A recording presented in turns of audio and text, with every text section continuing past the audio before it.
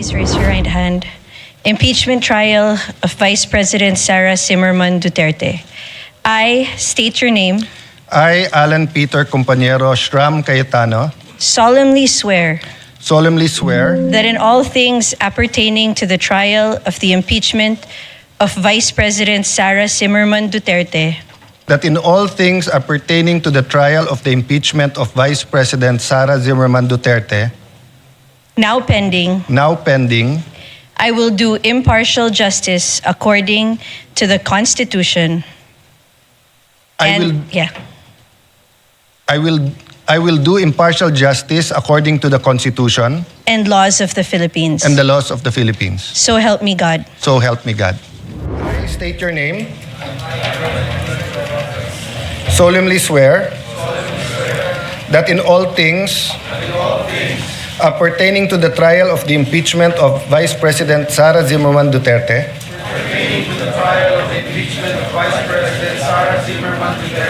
Mar Mission of San Remigio Antique. Mr. President. Mr. President, at this juncture, we would like to first of all put on record our sincerest thanks and gratitude for the valuable contribution of our Secretary General of the Senate.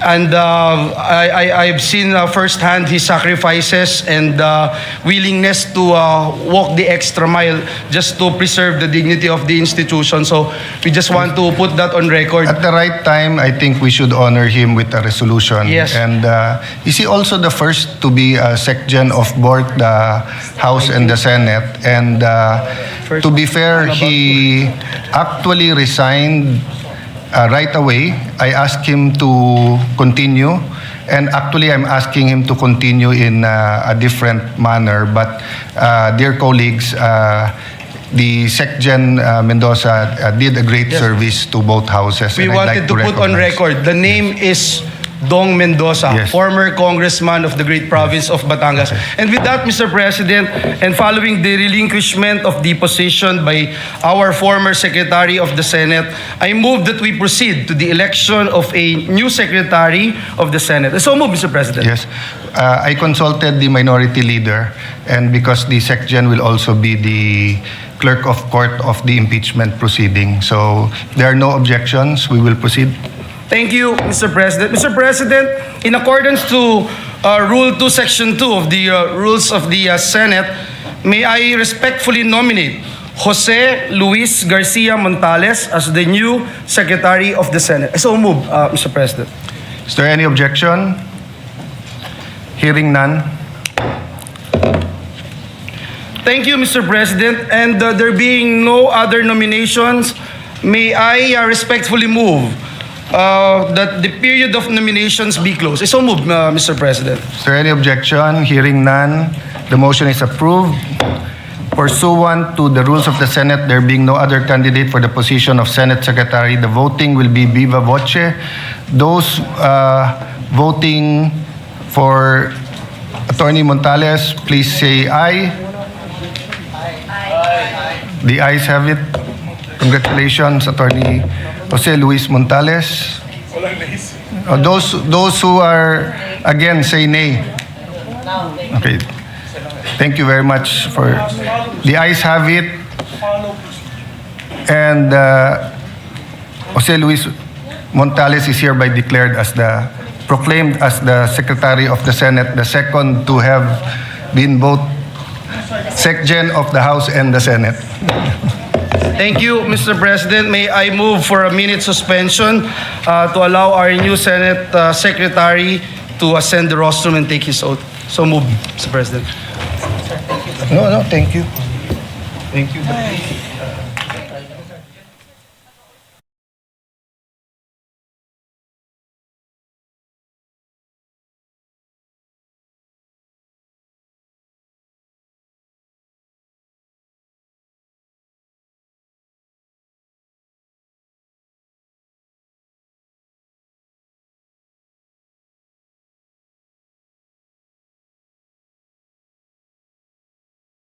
Wala si Sas. Okay. Okay. I state your full name. I, Jose Luis Garcia Montales, Having been elected to the position of Secretary of the Senate, having been elected to the position of Secretary of the Senate, do hereby solemnly swear do hereby solemnly swear that I will well and faithfully discharge, that I will well and faithfully discharge, to the best of my ability, to the best of my ability, the duties of my present position, the duties of my present position, and of all others I may hereafter and of all others I may hereafter hold under the Republic of the Philippines, hold under the Republic of the Philippines, that I will support and defend the Constitution of the Philippines, that I will support and defend the Constitution of the Philippines, that I will obey the laws, that I will obey the laws, legal orders, and decrees legal orders, and decrees promulgated by the duly constituted authorities, promulgated by the duly constituted authorities, and maintain true faith and allegiance and maintain true faith and allegiance to the Republic of the Philippines, to the Republic of the Philippines, and that I impose this obligation and that I impose this obligation upon myself voluntarily, upon myself voluntarily, without mental reservation without mental reservation or purpose of evasion. or purpose of evasion. So help me God. So help me God. Thank you, Pia.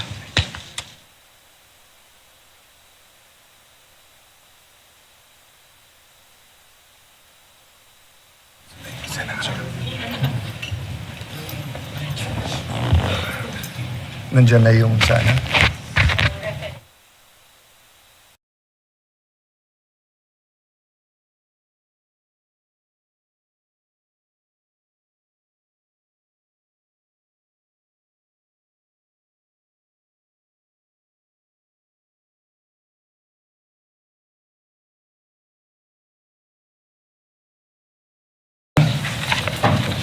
Hearing none, the motion is approved. Mr. President, at this juncture, I move that we proceed with the reference of business. Is there any objection? If not, the motion is approved. Tapos yes. So messages from the House of Representatives. Messages from the House of Representatives. Letter from the House of Representatives transmitting to the Senate 27 copies of Committee Report number 261 on House Resolution number 989 titled Resolution Setting Forth the Articles of Impeachment against Vice President Sara Z. Duterte, together with the annexes thereto, and 27 USB devices containing file copies of the above. Rules referred to the committee. Referred to the Committee on Rules. Letter from the House of Representatives transmitting to the Senate the sealed box containing the documents from the Bureau of Internal Revenue relative to the impeachment proceedings against Vice President Sara Z. Duterte. Referred to the Committee on Rules. Letter from the House of Representatives informing the Senate that, in accordance with Section 16, Rule 6 of the Rules of Procedure in the impeachment proceedings of the House of Representatives, 20th Congress, Representatives Luisro, Ridon, Gutierrez, Zamora, Defensor, Diokno, De Lima, Bagao, Flores, Suwan, and Chua have been elected as prosecutors in the impeachment trial against Vice President Sara Z. Duterte. Referred to the Committee on Rules.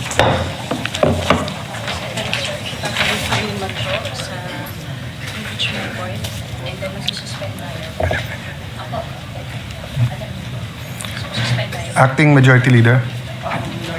Mr. President. Yeah, Mr. the President, Minority Leader is recognized.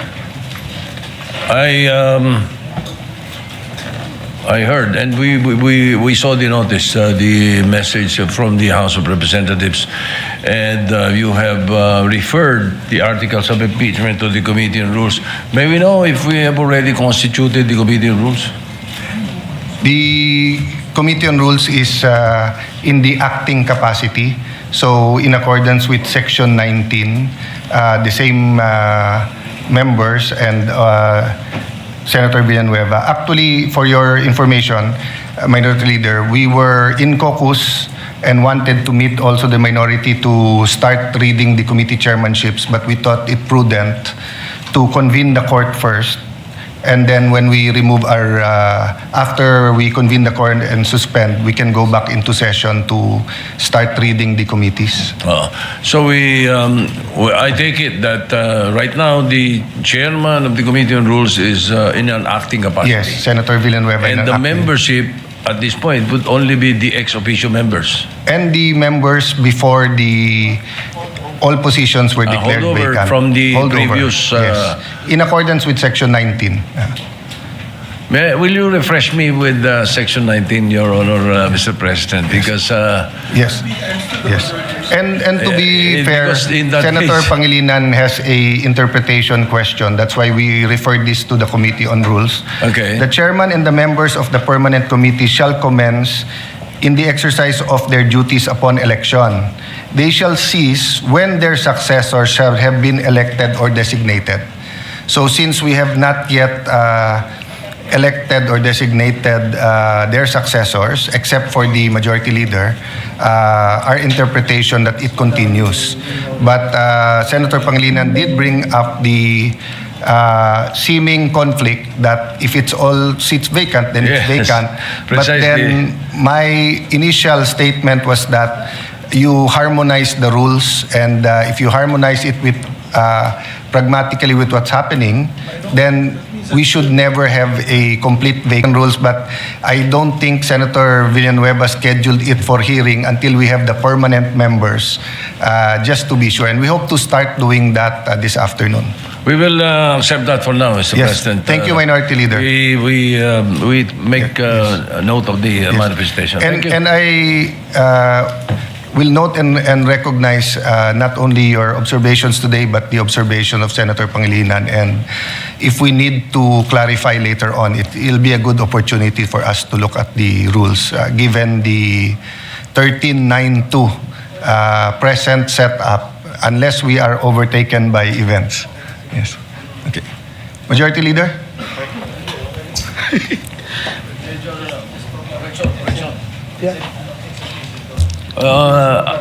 Correction, Mr. President. 1311. Yeah, well, it hasn't been corrected because Senator Subiri and Senator JV said that they are independent, but same with Senator Pia and I, we started out independent, and then Senator Subiri asked us if for the purposes of we can join the majority. So it's their choice if they remain minority or they join the majority, or if you can get two more members, then you will be the new majority. Yes, Mr. President. Mr. President, may I? Of course. Former Senate President Zubiri. Thank you very much, Mr. President. I would like to be associated with the minority bloc, Mr. President, if I may. Binatigos nga ako nila, sabi nila na ako'y nag-fence sitting at nag-abstain. Nag-abstain lang ako para have a free hand to vote on which issue that I think is important for the Filipino people. But when it comes to the organization, I would like to associate myself with the minority, Mr. President. Thank you. Thank you, Senator Zubiri. Yes. So, Senator Ejercito would also like to manifest. Yes, first of all, Mr. President, I'd like to thank Mr. President for the trust and honor that I was offered to become the majority leader. But as I have mentioned to you personally, that as of this time, I would rather maintain my independence, and with what is happening all over, I think I will be able to perform my tasks very well and my pet programs very well as an independent. But again, nonetheless, Mr. President, I would like to thank you for the trust and confidence. Being majority leader is a very of course, it's one of the most powerful, we would say, position in the Senate. But I guess I have at this point I would like to maintain my independence. Yes. And I also understand. I also recognize that you will say that you will be our number 14, but until the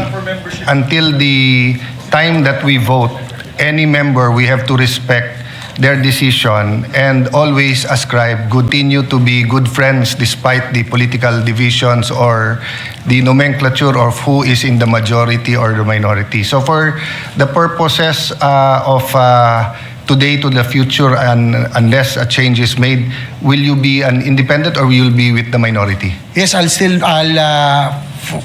for now, Mr. President, I'll be with the minority. Okay. But again, I would like to thank you for Yes. that and for the respect. And we will all still be friends, no matter what. Thank you, Mr. Thank you, President. Senator Ejercito. So the Secretariat has that noted and we can now compute the membership at a 13-11 proportion. So that we do not, we're not accused of any delay. Acting Majority Leader, what's your pleasure Yes, Mr. about the President. articles of Yes, impeachment? Mr. President, just to put on record, as Senator JV made mention, his statement is for the purposes of proportional representation in the membership of committees. Also, Mr. President, Senator Lacson asked this representation to put also on record the membership of the Senate Committee on Rules or ex officio members would have to be the new ex officio members. So just to put Yes. that on record, Mr. President. That's a correct observation from Senator Lacson. Thank you. Mr. President, with the permission of the body, the articles of impeachment have been referred to the Committee on Rules. May I respectfully move to refer the articles of impeachment to the impeachment court. I so move, Mr. President. Is there any objection? There's no objection. It is so referred. Mr. President, may I move that we suspend the session to convene the impeachment court. So move, Mr. President. If there's no objection, we will suspend and convene the impeachment court.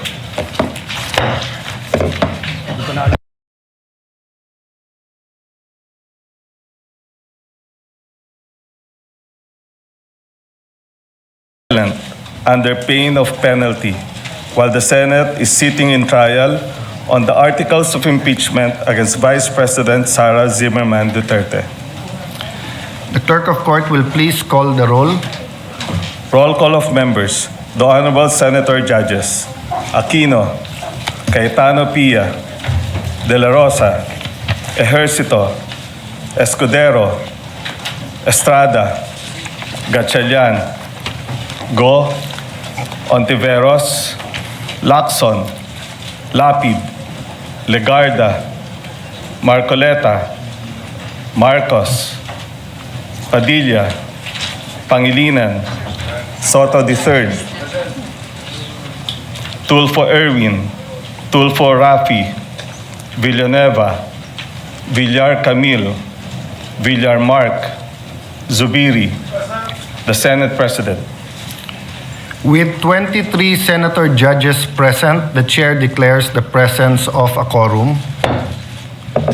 Senator Judge Villanueva. Yes, Mr. President, Sir Presiding Officer, may we request Senator Judge Camille Villar to ascend the rostrum to administer the oath of the Senate President.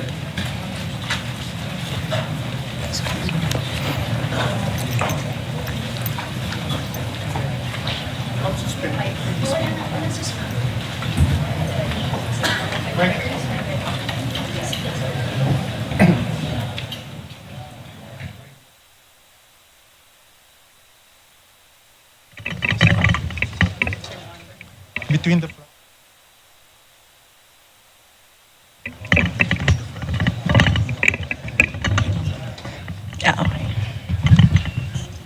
Anytime. Please raise your right hand. Impeachment trial of Vice President Sara Zimmerman Duterte. I state your name. I, Alan Peter Compañero Shram Cayetano, Solemnly swear solemnly swear that in all things appertaining to the trial of the impeachment of Vice President Sara Zimmerman Duterte, that in all things appertaining to the trial of the impeachment of Vice President Sara Zimmerman Duterte, now pending, I will do impartial justice according to the Constitution I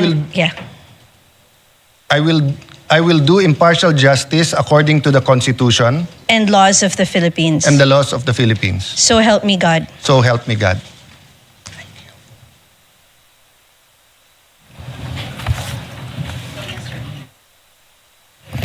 At this time, I will administer the oath of each of the senator judges in the chamber in conformity with Article 11, Section 3, Paragraph 6 of the Philippine Constitution and Rule 3 of the Senate Rules of Procedure on Impeachment Trials.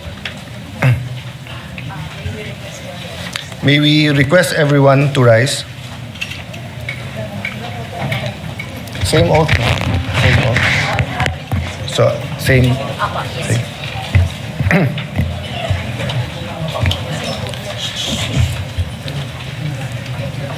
I state your name. Solemnly swear that in all things pertaining to the trial of the impeachment of Vice President Sara Zimmerman Duterte,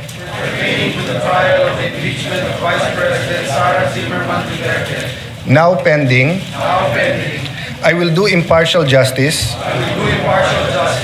according to the Constitution and the laws of the Philippines. So help me God.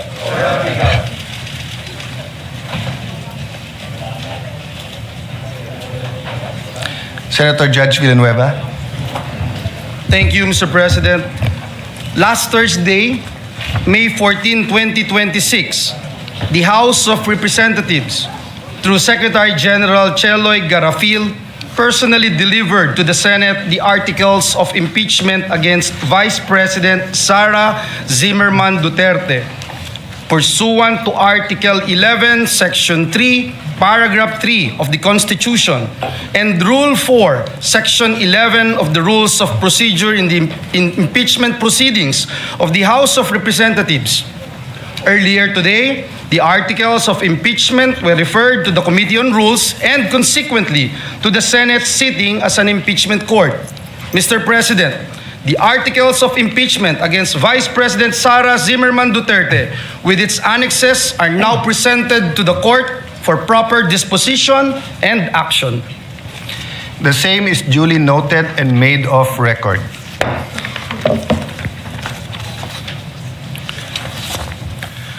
For the record, Resolution Number 39 or the Rules of Procedure on Impeachment Trial shall continue to apply.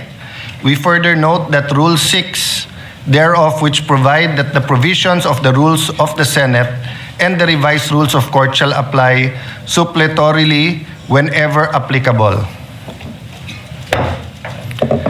The court having been organized, and the articles of impeachment having been presented, let a writ of summons be issued to the Vice President Sara Zimmerman Duterte, who is directed to file her answer within a non-extendable period of 10 days from receipt. Pursuant to Article 7 of the Rules of Procedure of Impeachment Trial, she is directed to appear before the Session Hall of the Senate of the Philippines upon notice. The Sergeant at Arms is directed to serve the written summons on Vice President Sara Duterte along with a copy of the articles of impeachment. The prosecution may file a reply within a non-extendable period of 5 days from receipt of the answer. The parties may file their pleadings and annexes in person or through electronic mail. All other pleadings, motions, similar papers intended for the consideration of this court may be filed electronically. We will circulate the specific instructions on the format for the pleadings and manner of electronic filing for the guidance of all parties. Mr. President. Senator Judge. Thank you. Yes. Mr. President, may we be clarified when you say 10 days, is that working days or calendar days? Calendar days. Calendar days, and including the 5 days for the prosecution to respond. Yes, Your Honor. Thank you. Okay. The clerk of court is hereby authorized to calendar the case for pre-trial and issue the corresponding notices to the parties after the last pleading is filed. Upon conclusion of the pre-trial, the trial proper shall commence on a date and time fixed by the court, of which the parties shall be duly notified. I approached members of the minority of the Senate, and then later on I will approach the senator judges that we will fix the calendar together, and in pursuit of impartial justice, we will come up with a impeachment calendar that is fair to the prosecution and to the defense, and will allow us to continue to function in the legislative side of our work. Any other matter? If there no other matter, the session is suspended.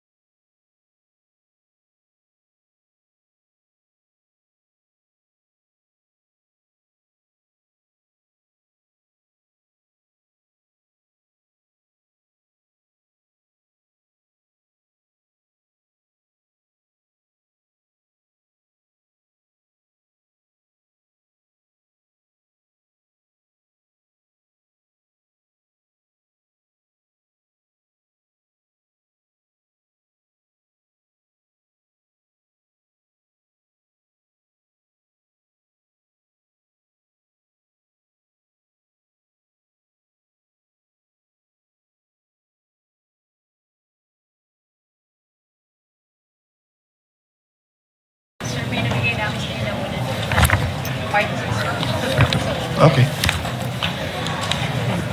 Session is resumed. Mr. President, with the permission of the body and pursuant to Rule 10, Section 13 of the Rules of the Senate, may I respectfully move to elect the chairpersons of the Senate permanent committees. If I may, Mr. President. Please proceed. Senator Lauren Legarda, retained as chairperson of the Committee on Culture and Arts. So moved, Mr. President. If there's no objection, motion is approved. Senator Pia Cayetano, retained as chairperson of the Committee on Ways and Means. So moved. There's no objection, motion is approved. Senator Christopher Bongo, chairperson of the Committee on Health and Demography. Vice Senator Risa Ontiveros. So moved, Mr. President. Is there any objection? Any objection? No objection, motion is approved. Mr. President, Senator Joel Villanueva as chairperson of the Committee on Higher Technical and Vocational Education. Vice Senator Lauren Legarda. So moved, Mr. President. There's no objection, the motion is approved. Thank you very much, Senator Legarda. Senator Jinggoy Ejercito Estrada, chairperson of the Committee on National Defense and Security, Peace, Unification, and Reconciliation. Vice Senator Lauren Legarda. So moved, Mr. President. Is there any objection? If none, the motion is approved. Senator Christopher Bongo, retained as chairperson of the Committee on Sports. So moved, Mr. President. Any objection?